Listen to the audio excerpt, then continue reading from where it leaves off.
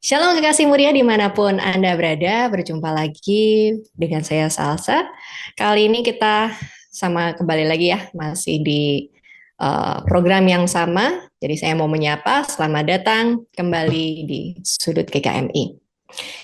Dalam episode kali ini, kembali saya akan menghadirkan seorang narasumber yang spesial, tentunya tidak lain dan tidak bukan adalah Pendeta Timotius Adi Dharma. Selamat sore Bapak. Selamat sore Salsa, selamat sore juga kekasih dan sahabat mulia. Nah, kalau beberapa waktu lalu kita sudah ketemu dengan Bapak Timotius Adi Dharma dengan topik Aku GKMI. Kali ini kita ketemu lagi dengan Bapak Timotius Adi Dharma, tetapi dengan tema yang berbeda. Tema yang kita angkat sore hari ini sebetulnya bicara tentang sidang raya GKMI. That is so special karena ini menjadi sebuah rangkaian seperti tagline di belakang saya, Urip itu Urup. Kita akan bicara segala hal tentang sidang rayanya GKMI. Nah, tanpa berlama-lama lagi, kita ngobrol yuk bareng sama Pak TAD. Nah, Pak TAD, hari ini kan kita mau membahas tentang sidang raya. Umumnya jemaat pasti berpikir nggak ada bedanya lah sama sidang-sidang yang lain. Setiap tahun kita juga mengadakan sidang.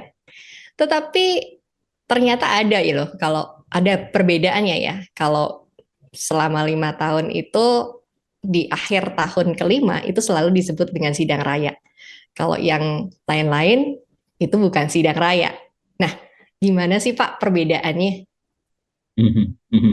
Ya, sebelum kita bicara soal persidangan MPL, Majelis Pelaksana Lengkap dengan persidangan raya sinode, maka kita harus membahas terlebih dahulu apa itu persidangan sinode. Nah, kita tahu bahwa dulu kita sudah pernah membahas tentang kongregasional sinodal atau kongregasional. Nah, dalam kongregasional itu rembuk bersama atau rapat bersama dengan umat itu sangat diutamakan. Jadi kepemimpinan tertinggi, sekali lagi kepemimpinan tertinggi di dalam komunitas Mennonite yang menganut asas kongregasional adalah persidangan atau keputusan di persidangan.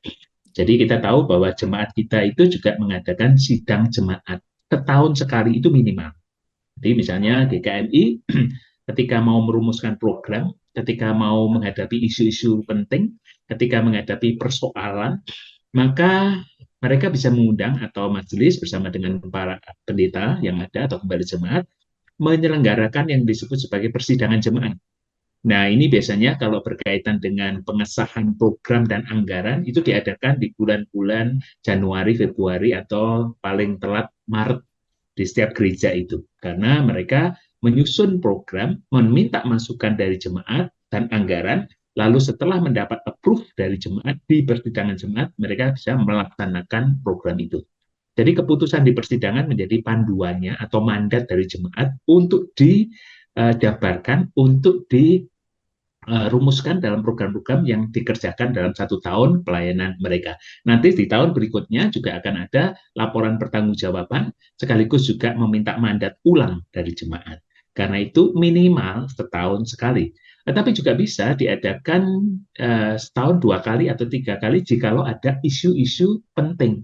Contoh misalnya ketika ada pandemi, maka ada perubahan-perubahan, maka juga bisa diadakan sidang jemaat via Zoom misalnya juga begitu, meminta masukan nih, bagaimana dengan situasi yang seperti ini, dengan keuangan yang ngedrop, dengan situasi di mana kita tidak bisa bertatap muka, itu juga ada keputusan-keputusan mengenai perubahan peribadahan atau perjamuan kudus misalnya. Perjamuan kudus kan harusnya diterima langsung, ya. Kenapa ini dilakukan di rumah-rumah?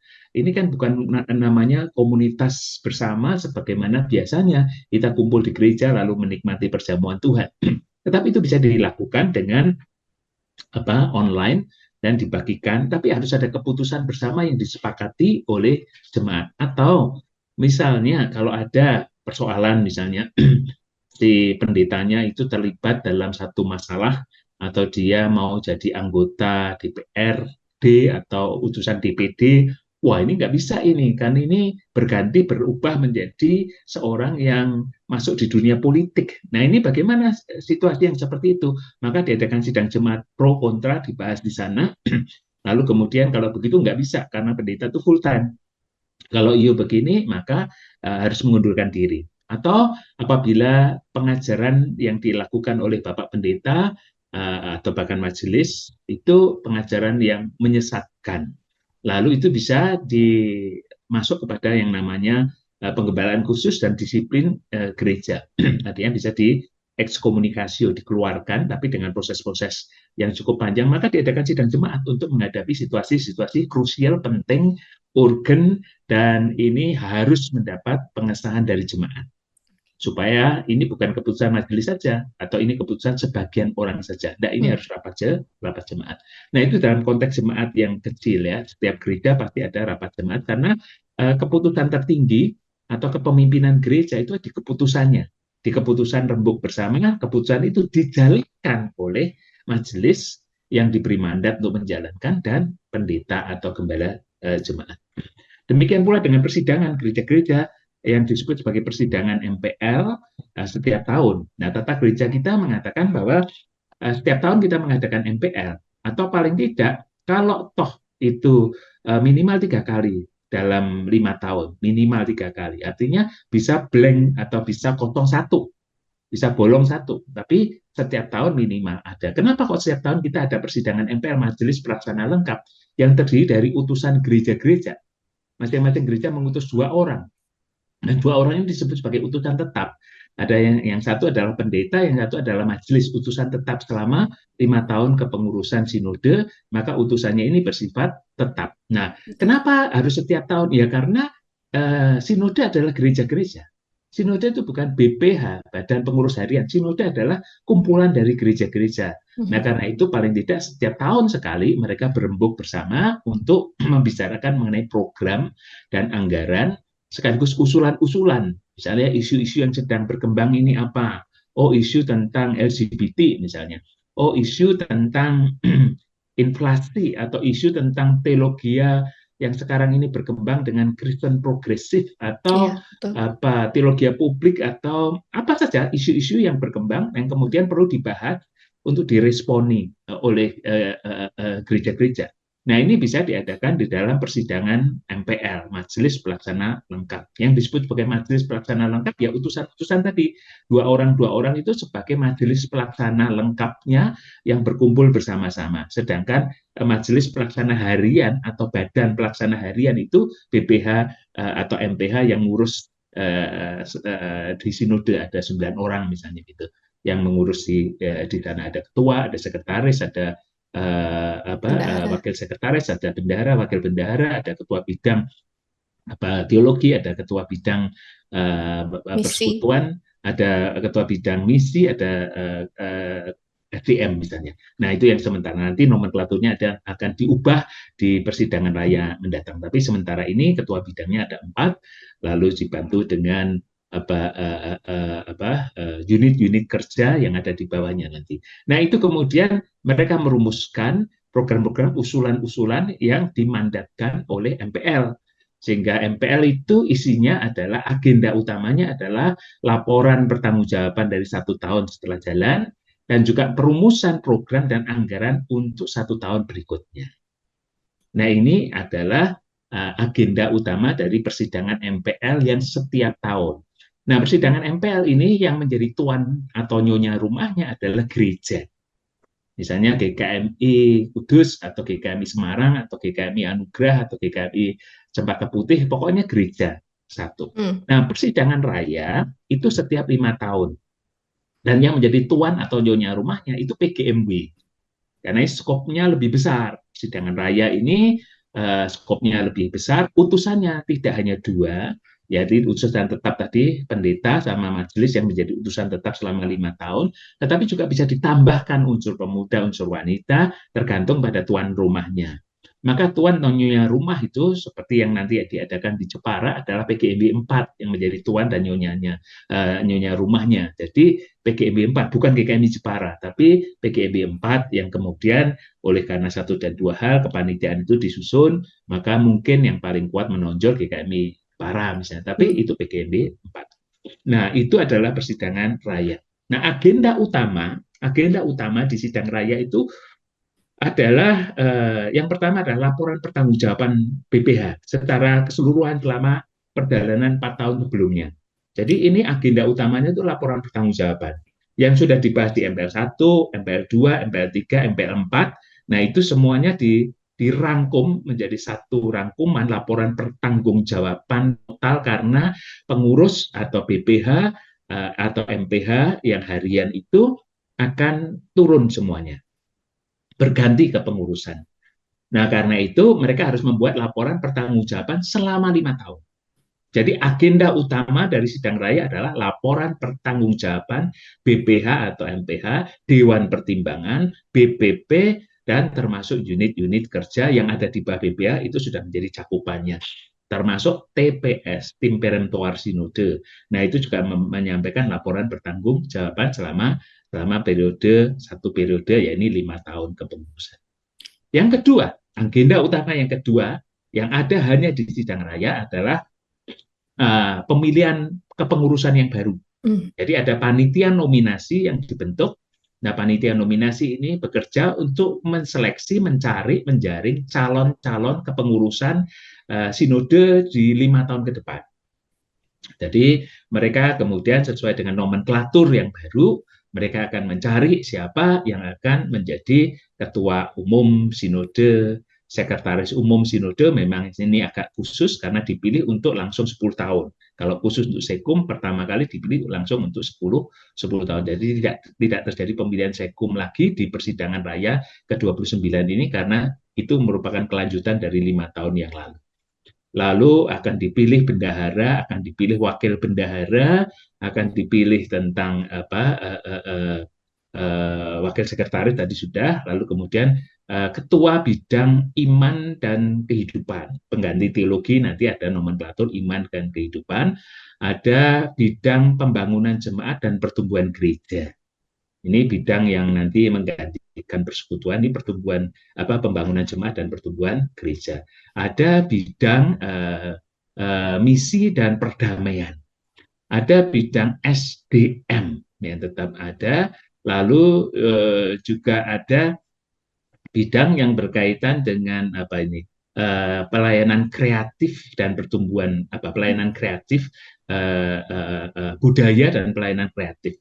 Budaya GKMI dan pelayanan kreatif. Nah, itu ada bidang-bidang yang memang nanti ada 5 bidang baru, namanya juga ada tambahan 1 tadi, untuk dipilih calon-calonnya. Jadi agenda yang kedua adalah pemilihan kepengurusan yang mendatang, termasuk pemilihan Dewan Pertimbangan, Badan Pengawas Perbendaharaan, dan TPS, Tim Perentuar Sinode. Itu akan dipilih di persidangan. Nah, yang ketiga agendanya adalah asas kepercayaan. Jadi sekali lagi sidang raya hanya merumuskan hal-hal yang besar yang tidak bisa diputuskan di MPL. Asas kepercayaan itu harus sidang raya sesuai dengan tata gereja. Asas kepercayaan sudah ada timnya, ad hoc-nya yang membuat asas kepercayaan yang sudah di-sharingkan ke gereja-gereja, meminta input masukan, nanti disahkan menjadi asas kepercayaan GKMI. Jadi harus ada landasan dasar atas kepercayaan GKMI. Selama ini kita nggak punya asas kepercayaan, atau kita dulu punya tapi istilahnya penyaduran dari asas kepercayaan Menonet ke GKMI, sekarang buat sendiri. Ada tim khusus untuk asas kepercayaan GKMI. Nah, nanti Bung Rudi bisa menjelaskan dalam Menonet tentang sejarah Menonet, teologi Menonet, dan asas kepercayaan GKMI bisa ditanyakan kepada Bung Rudi. Karena dia yang menjadi ketuanya untuk asas kepercayaan. Lalu ada pengesahan juga yang namanya Renstra, rencana strategis selama 10 tahun ke depan. Jadi ada tim khusus untuk melihat tentang visi misi, melihat tentang apa wujud GKMI di 10 tahun ke depan, termasuk penegasan identitasnya di bidang pengajaran, di bidang persekutuan, dan di bidang pelayanan. Nanti ditegaskan di sana ada rencana strategis selama 10 tahun ke depan. Jadi agenda utama dari sidang raya yang beda dengan MPL. Yang pertama adalah laporan pertanggungjawaban dari kepengurusan sinode atau organ pengurus sinode. Yang kedua adalah pemilihan, ada nominasi, ada pemilihan pengurus yang baru dan organ sinode yang baru. Lalu juga ada asas kepercayaan dan pengesahan. Lalu juga ada renstra. Kalau ada perubahan tata gereja atau tata dasar, itu juga disahkan di dalam persidangan raya, tidak bisa disahkan di persidangan MPR karena aturannya memang ini semua anggota harus hadir dan itu forumnya adalah persidangan raya. Nah, itu kira-kira 4 agenda besar di persidangan raya kita, dan setiap persidangan raya saya rasa cuman yang kali ini ada tambahan dengan renstra dan asas kepercayaan, sehingga persidangan raya ke-29 di Jepara nanti ada 4 agenda besar, yakni laporan pertanggungjawaban, lalu kemudian ada nominasi atau pemilihan pengurus yang baru, ada asas kepercayaan yang disahkan, dan renstra yang buka. Begitu, Oke. Sarah. Wow, ini padat ya Pak ya. Kalau melihat dari apa yang Bapak ceritakan, berarti sidang raya ini akan penuh sekali dan padat sekali jadwalnya. Dan yang menarik sebetulnya begini Pak, jemaat ini kan selalu bertanya-tanya ya. Terus efeknya ke jemaat apa sih Pak? Itu kan hanya di level atas gitu ya. Gambarannya selalu begitu. Ngefeknya ke jemaat apa gitu? Apakah Ya, program-program yang dicetuskan atau dihasilkan melalui sidang-sidang yang berlangsung itu yang harusnya diturunkan ke jemaat di dalam program gereja masing-masing atau seperti apa sih Pak? ya sama seperti ketika kita berbicara mengenai negara-negara ini, efeknya ke saya apa ya? Negara ini efeknya ke kehidupan kita apa? Lalu kita juga akan bertanya juga, misalnya gereja GKMI itu efeknya ke saya apa? Ke Betul. personal. Nah, kadang-kadang kita tuh lupa bahwa kita tuh satu bagian dalam keseluruhan keutuhan. Maka yang diputuskan oleh sinode itu juga yang diputuskan oleh gereja-gereja. Maka itulah tadi saya katakan, maka mandat atau pergumulan gereja-gereja itulah yang disampaikan untuk dibahas di sinode, di persidangan-persidangan tersebut. Sama seperti ketika orang berkata, nggak apa sih manfaat GKMI A misalnya, atau GKMI Jepara terhadap kehidupan saya. Lah ketika ada, maaf, Anda tidak datang untuk memberikan masukan atau usulan tentang apa yang saudara pikirkan, misalnya begitu. Sehingga keputusannya, lalu kemudian kita tidak involve, kita tidak terlibat di dalamnya, kan kita bertanya apa manfaatnya buat saya. Nah tentu manfaatnya ada banyak. Tentu kalau kita bicara soal laporan pertanggungjawaban, apa manfaatnya? Ya selama ini kinerja sinode dirasakan tidak, dirasakan oleh jemaat-jemaat tidak. Kalau tidak, ya berikan masukan di situ. Ternyata sinode tidak memperhatikan kehidupan kami ini misalnya. Nah, itu bisa dimasukkan menjadi tanggapan atau laporan pertanggungjawaban, bisa ditegaskan di sana dalam permintaan pertanggungjawaban. Yang kedua adalah ketika kita bicara soal nominasi, termasuk nominasi pemilihan itu juga kita yang mengambil bagian. Kalau dulu kurang bermanfaat, sekarang saya memilih deh pengurus yang bermanfaat atau yang lebih dekat dengan saya misalnya. Saya perjuangkan dari hamba Tuhan GKMI saya misalnya itu untuk ngurusin sinode sehingga saya langsung mendapatkan manfaatnya misalnya. Oh boleh-boleh saja. Karena itu nominasi menjadi bagian cara kita untuk merasa terlibat dan merasa menerima manfaat atau memberi manfaat. Yang ketiga, tentu ketika kita bicara soal rencana 10 tahun ke depan, ya saya juga harus mempertimbangkan gereja GKMI itu saya harapkan apa ya diwujud 10 tahun ke depan. Maka manfaatnya adalah ketika saya menjadi bagian dari kontributor yang aktif terhadap rencana-rencana perkembangan dan pelayanan gereja dalam pengajarannya, dalam persekutuannya, dalam pelayanannya, saya berkontributor yang aktif misalnya. Contohnya begini, Pak, saya melihat kok hamba-hamba Tuhan kita di GKMI makin lama kok kualitasnya makin menurun ya misalnya. Kenapa nggak diatur standarnya supaya IQ pemilihan hamba Tuhan atau seleksi itu at least 100 lah. Jangan sampai ada 80 atau di bawah 80. Nah itu keputusan dari kita. Sehingga manfaatnya juga kita akan menerima ketika kita memberikan kontribusi. Juga tentang atas kepercayaan. Atas kepercayaan itu juga manfaatnya tergantung pada diri kita. Ketika kita membaca, mengerti, kita makin mendalami dan mempeakan sehingga identiti dan jati diri kita punya landasan-landasan yang baik. Yang menjadi problem persoalan adalah banyak orang yang tidak terlibat, banyak orang yang tidak memberi manfaat, tetapi bertanya pada apa manfaatnya buat saya atau buat gereja kami, misalnya begitu. Nah ini yang harus dikomunikasikan, dirembukan supaya realitas gereja itu bermanfaat untuk umat, realitas sinode bermanfaat untuk gereja-gereja. Nah, ini harus menjadi bagian concern kita. Sama seperti ketika kita tadi di awal saya katakan, negara ini nggak manfaat apa-apa untuk saya. Ya, karena kita tidak memberi manfaat apa-apa untuk negara. Tapi Hmm. kalau kita memberi manfaat besar, kita akan mengerti bahwa iya, saya ikut ngambil bagian dalam keputusan, saya ikut ngambil bagian dalam perencanaan, saya ikut ngambil bagian dalam mengawal kebijakan-kebijakan. Nah, Hmm. disitulah manfaatnya akan terasa karena saya uh, in the name of my church misalnya, atau in the name of warga negara, saya berkontribusi aktif. Ya, hanya orang yang berkontribusi yang akan menerima manfaat. Manfaat. Oke, jadi jemaat sekalian ya, kekasih muria yang sebetulnya dari kemarin-kemarin masih bingung nih sebetulnya eh, apa sih manfaatnya dari setiap persidangan yang dilakukan setiap tahun itu untuk saya. Sekarang paham dong ya, kalau Anda mau terlibat, Anda menjadi bagian dari gereja Anda, kemudian misalnya ada sesuatu yang menjadi masukan misalnya kepada gereja untuk disampaikan kepada sinode, itu harus disampaikan. Karena itu yang pada akhirnya ketika itu direspon secara bersama-sama secara global oleh gereja-gereja yang lain juga dan menjadi sebuah kesepakatan bersama, itu akan mendatangkan manfaat juga untuk jemaat sekalian. Nah, itu tadi kita bicara tentang MPL, sidang raya, dan apa manfaatnya bagi jemaat sebetulnya. Nah, kalau kita sekarang bicara lagi Pak lebih dalam, pemilihan tema. Setiap tahun temanya selalu ganti-ganti, dan kali ini yang dipilih adalah seperti tagline-nya, Urip Iku Urup. Why sih Pak? Apakah ada latar belakang dari pemilihan tema ini? Ya, pastinya ada perintah Tuhan yang paling jelas buat kita untuk memberi dampak. Karena itu Yesus sendiri pernah mengatakan, kamu adalah terang, kamu adalah garam Garam. dunia. Nah, memahami itu, maka komunitas Menonet, GKMI, komunitas-komunitas Menonet itu mempercayai bahwa kita tuh bukan sekedar gereja. Mhm. Kita itu nilai. Ya. Kekristenan tuh nilai. Kekristenan bukan gereja.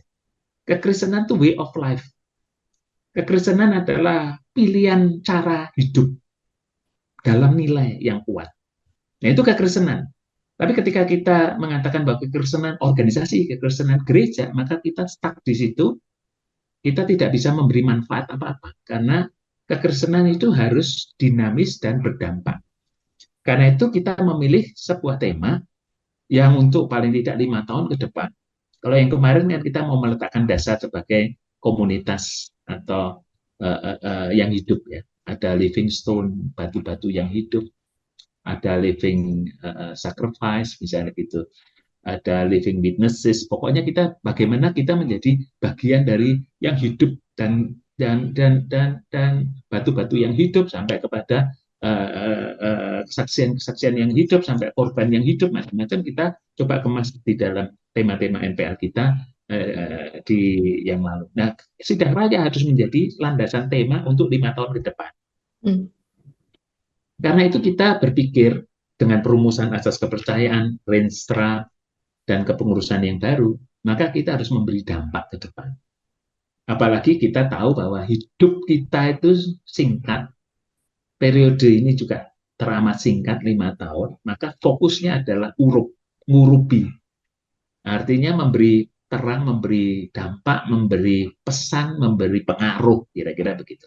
Jadi diharapkan bahwa api Roh Kudus yang kemarin kita peringati dalam Pentakosta itu memberi dampak luar biasa. Bukan hanya pada 12 murid, tapi juga pada 70 murid yang lain, bukan hanya 70 murid, tapi 3.000 orang.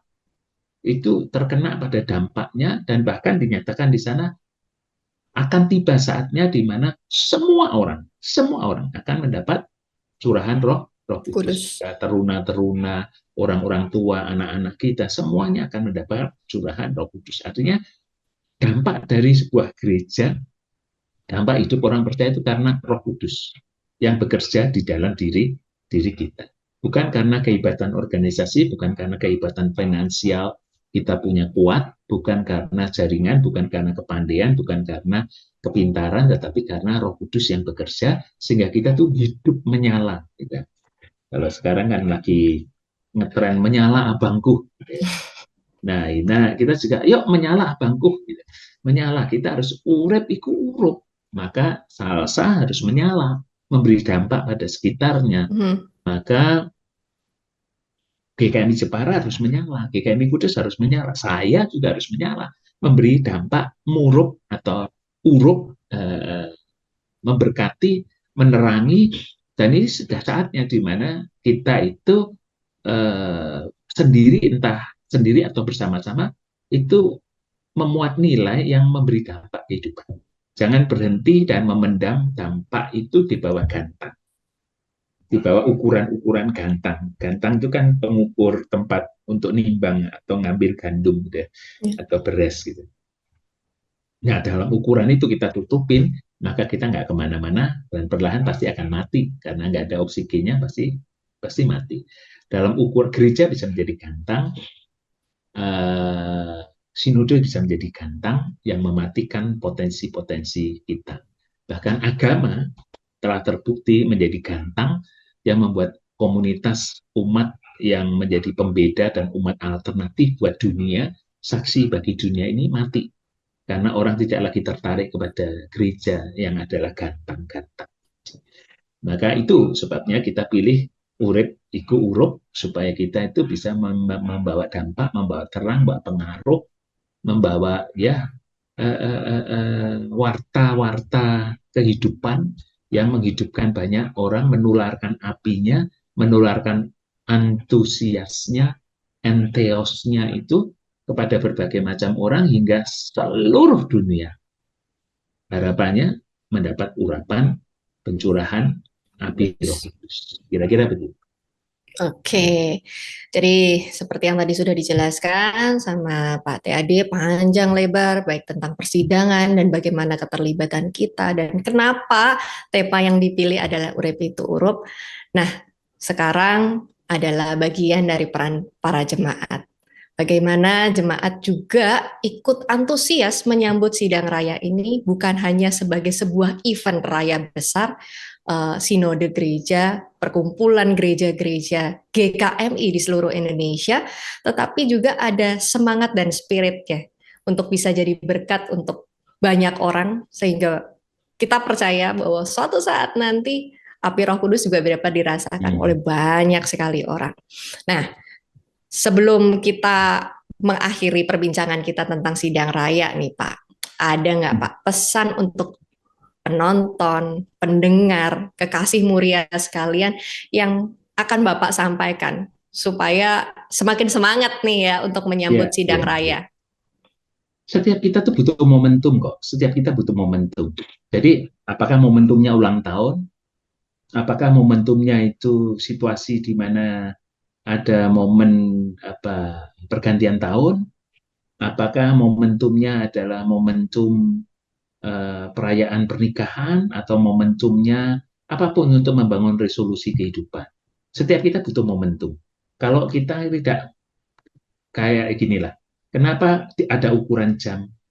Kenapa ada ukuran hari? Kenapa ada ukuran minggu, bulan, dan tahun? Supaya kita sadar bahwa ada momentum yang harus kita ambil. Pergantian tahun menjadi momentum kita, ulang tahun menjadi momentum kita, bulan cinta kasih menjadi momentum kita. Padahal sama-sama aja kita. Tapi bulan misi menjadi momentum. Kenapa kita maknai bulan-bulan itu dengan sesuatu supaya ada momentum-momentum. Oh, musim hujan momentum kita, musim panas momentum kita. Pokoknya kita butuh momentum, termasuk sidang raya. Adalah momentum kita. Kalau kita mau menjadikan ini menjadi momentum, maka rayakanlah momentum ini dengan kegembiraan. Karena ini momentum di mana sumbangsih kita semua akan terlibat di dalamnya. Dan momentum ini adalah kesempatan besar yang diberikan Tuhan buat GKMI. Di usia sampai 104 tahun itu kan momentum yang luar biasa. Iya, betul. Juga momentum ini diberikan kepada teman-teman di PKB 4. Momentum ini diberikan Tuhan, apinya itu di GKMI Jepara misalnya, di the season nantinya penyelenggaraan ini momentum. Kalau kita tidak tangkap momentum itu lewat dan kita tidak bisa memaknai hidup apa-apa. Karena itu ambillah momentum, entah melalui sidang raya atau apapun juga untuk teman-teman sahabat, milikilah satu momentum untuk terjadi perubahan hidup jadi lebih baik. Mungkin hari-hari kemarin kita belum lagi menerima kesempatan atau telah melewatkan momentum-momentum itu dengan sia-sia. Tapi ambillah momentum itu untuk menanam nilai yang baik. Karena itu tadi saya katakan kekristenan itu nilai, the way of life, cara hidup kita. Dan kalau itu kita ambil momentum hidup kita, luar biasa dapat perubahannya. Dan curahan Roh Kudus Pentakosta itu momentum. Lewat dari momentum itu, kita nggak kumpul di Yerusalem, kita nggak menanti-nantikan kedatangan Tuhan. Lewat itu, 3.000 orang mendapati momentumnya.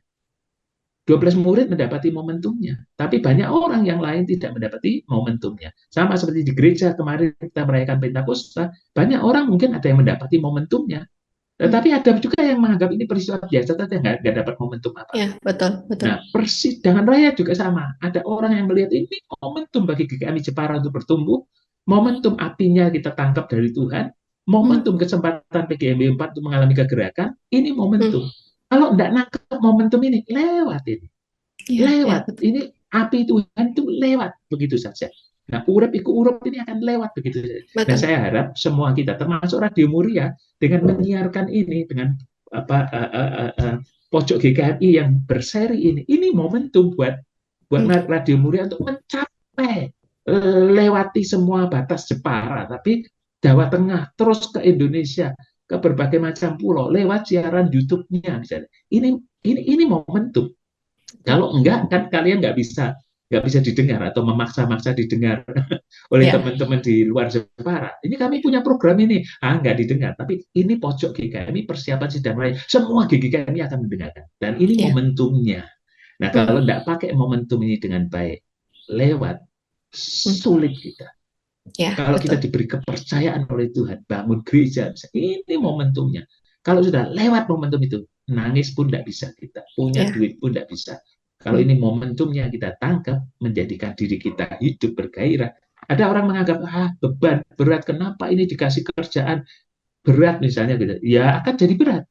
Tapi kalau dikerjakan dengan riang sebagai momentum pilihan Tuhan, talenta Tuhan kasih percaya kepada kita, 3 atau 5 talenta kita kerjakan, 2 talenta kita kerjakan, wah itu dampaknya sahabat hambaku yang baik dan setia. Tapi kalau kita menganggap ini berat, disimpan saja, ini kok enak-enakan kayak Tuhan yang tidak bekerja tapi menuai, sinode yang tidak kerja, kami yang disuruh kerja.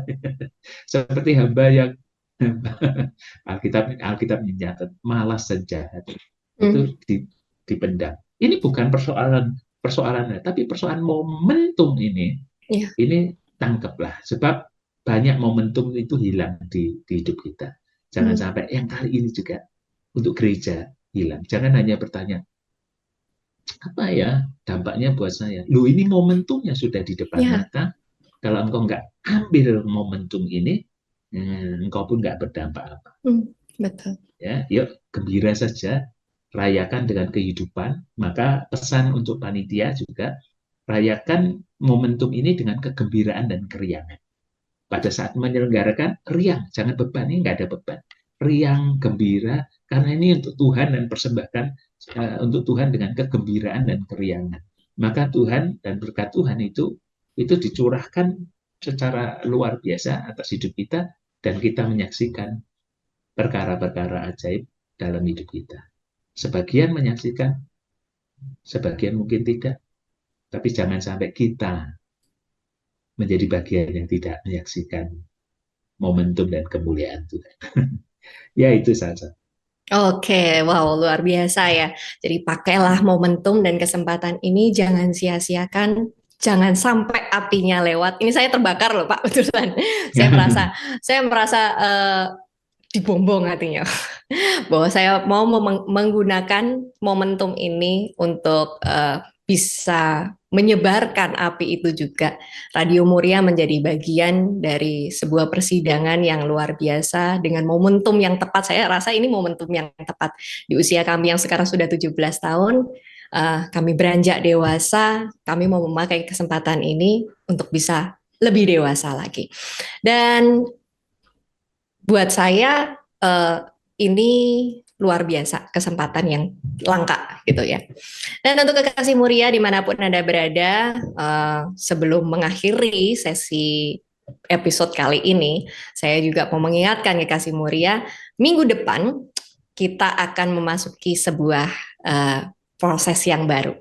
Karena nanti di tanggal 15 Juli ya, kita akan ada sebuah acara spesial. Ya, kalau sebutannya zaman sekarang kampanye lah. Akan ada dua calon ya Pak ya. Akan ada dua calon pemimpin baru GKMI.